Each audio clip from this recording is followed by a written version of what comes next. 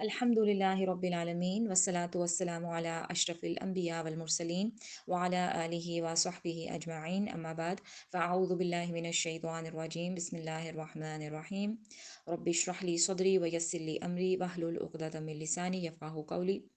अस्सलामु अलैकुम व रहमतुल्लाहि व बरकातुहू। सूरह अबस का पहला पार्ट हमने कल के लेक्चर में किया था, आयत नंबर 12 तक। तो आज हम इंशाल्लाह अगली जो आयत हैं 13 से 16 तक पढ़ेंगे, जिसमें कुरान की अज़मत बयान की जा रही है। जैसे कि पिछली आयत में हमने ये देखा था कि एक वाक़या जो है उसके नतीजे में ये आयत नाजिल हुई थी, जिसमें कुफ़ार मक्का जो हैं वो कुरान की दावत कबूल करने के इनकारी थे और उसको झुटलाते हैं, उससे मुंह मोड़ते हैं। तो यहाँ पर अब कुरान की अज़मत को बयान किया जा रहा है, और मकसद सिर्फ़ इसकी अज़मत बयान करना नहीं है, बल्कि असल जो वजह है वो इन तमाम लोगों को जो कि इसको ठुकराते हैं, इसको झुटलाते हैं या इससे मुंह मोड़ रहे हैं, उनको साफ साफ बता देना है कि ये अजीमुशान किताब इस बात से बालातर है कि तुम्हारी हजूरी में इसको पेश किया जाए और फिर तुम अगर चाहो तो इसको शर्फ कबूलियत बख्शो। नहीं नहीं नहीं, ये तुम्हारी मोहताज नहीं है, बल्कि तुम इसके मोहताज हो।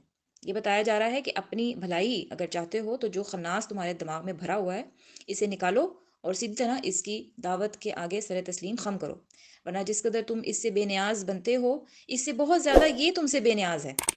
तुम्हारी हकारत की नज़र से देखने से इसकी अजमत में कोई फ़र्क नहीं पड़ जाएगा, अलबत्ता तुम्हारी बड़ाई जो है और तुम्हारा गुरूर जो है वो खाक में मिल जाएगा।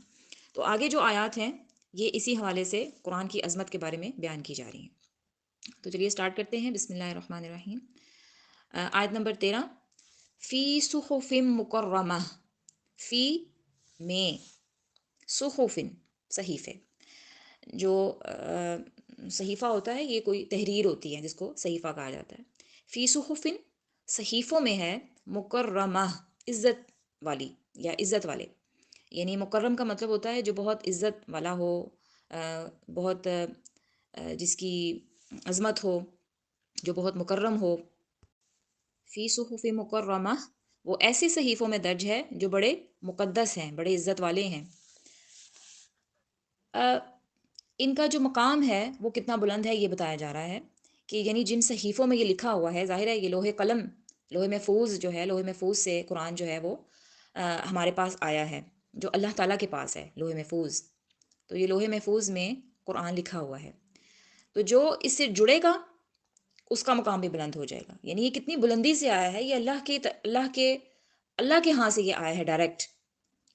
तो जो इससे जुड़ेगा वो भी बुलंद हो जाएगा, और जो इसको छोड़ देगा वो ज़िल्लुल रुस्वा हो जाएगा।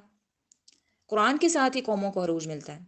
जो कौमें इसको छोड़ देती हैं वो ज़वाल पजीर हो जाती हैं। ये हमारे सामने है, हिस्ट्री उठा के देख लें।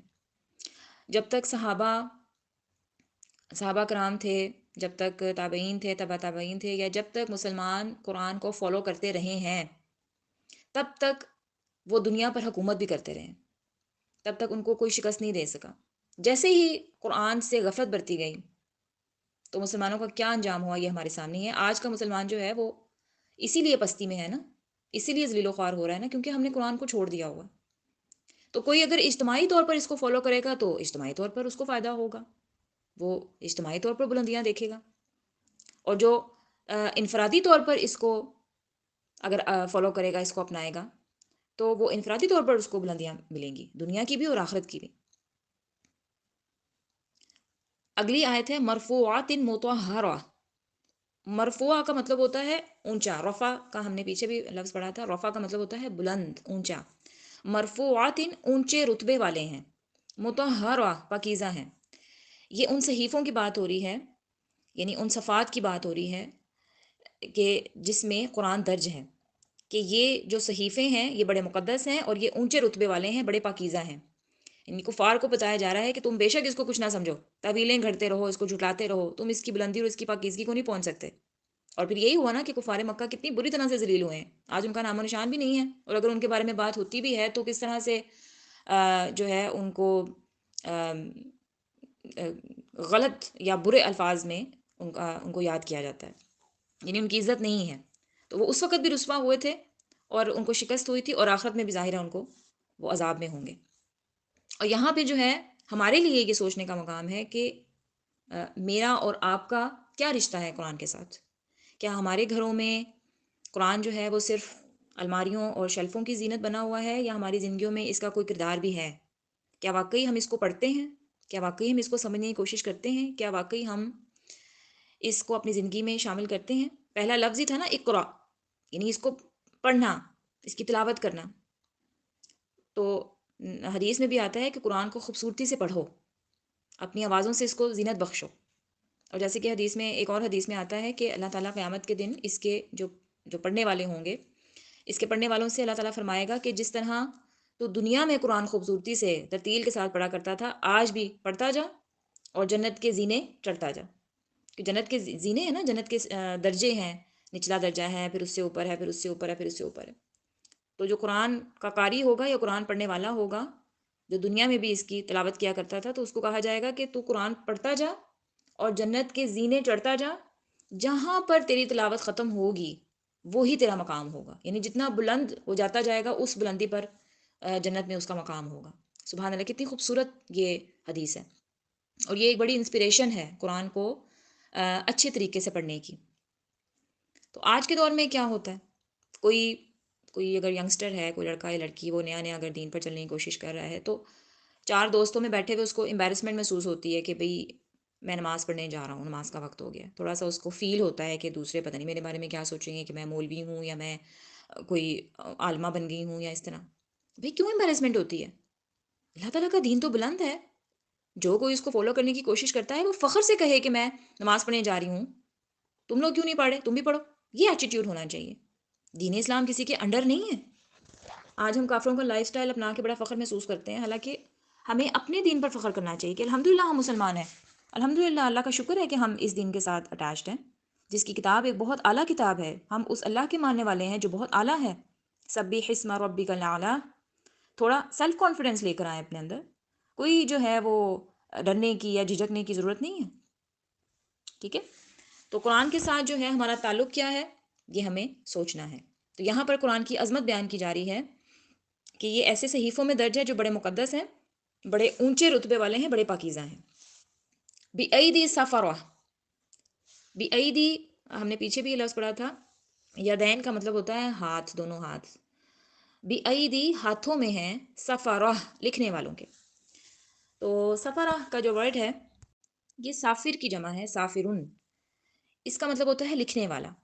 اور سفرن جو ہے وہ کتاب کو کہا جاتا ہے، اس کی جمع اسفارن ہے. جیسا کہ سورۃ الجمعہ میں بھی آتا ہے نا، کمثل الحمار یحمل اسفارا، کہ جو بے عمل یہودی ہے نا، اس کی مثال ہے گدھے کی طرح ہے جس پر کتابیں اٹھائے ہوئے، جس پہ کتابیں لاد دی جائیں. تو ان آیات میں اللہ تعالیٰ قرآن جو لکھنے والے ہیں نا، ان فرشتوں کی بات کر رہے ہیں کہ یہ ان لکھنے والوں کے ہاتھ میں رہتے ہیں. کرام برارتن، جو خود بڑی عزت والے، بہت نیک ہیں. کرام کا مطلب ہوتا ہے اکرم، عزت والا، مکرم. اور بارہ جو ہے وہ لفظ نکلا ہے بر سے. بر کا مطلب ہوتا ہے بہت نیک، بہت اچھا. کرام برارتن، جو خود بہت عزت والے ہیں، بہت نیک ہے. یہ ان ملائکہ کی بات ہو رہی ہے. کچھ مفسرین جو ہیں وہ کہتے ہیں کہ یہ ان ملائکہ کی بات ہو رہی ہے جو کہ اللہ تعالیٰ کی ہدایت کے مطابق براہ راست قرآن کو لکھتے ہیں، کاتبین وحی، اور پھر ان کو جو ہے نبی صلی اللہ علیہ وسلم کے پاس لے کر آئے.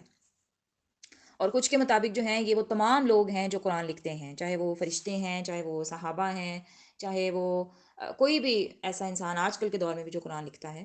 یعنی کوئی بھی ایسا شخص جو قرآن کو لکھنے والا ہے وہ معزز ہے، وہ مکرم ہے، وہ نیک ہے.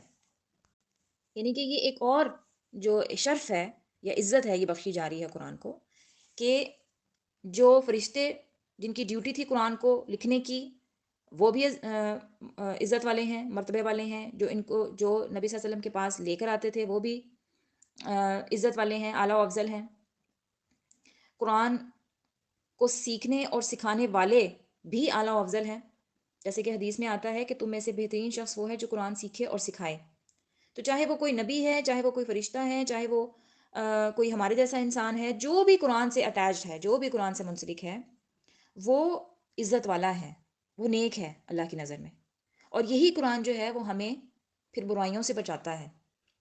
ہمیں جو دنیاوی خواہشات ہیں، جو ہمارا نفس ہے، اس کو کنٹرول کرنے میں مدد کرتا ہے. اگر ہم اس کو صحیح معنوں میں اس کو ہم ہدایت کی کتاب سمجھ کر اس کو پڑھیں، اس کو سمجھیں، اس پر عمل کرنے کی کوشش کریں۔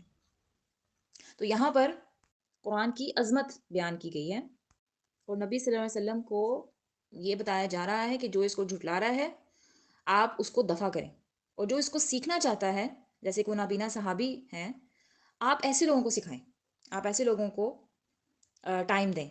اس طرح کے جو قرآن کے منکر ہیں ان کو آپ اگنور کریں، ان کو ان کے حال پہ چھوڑ دیں۔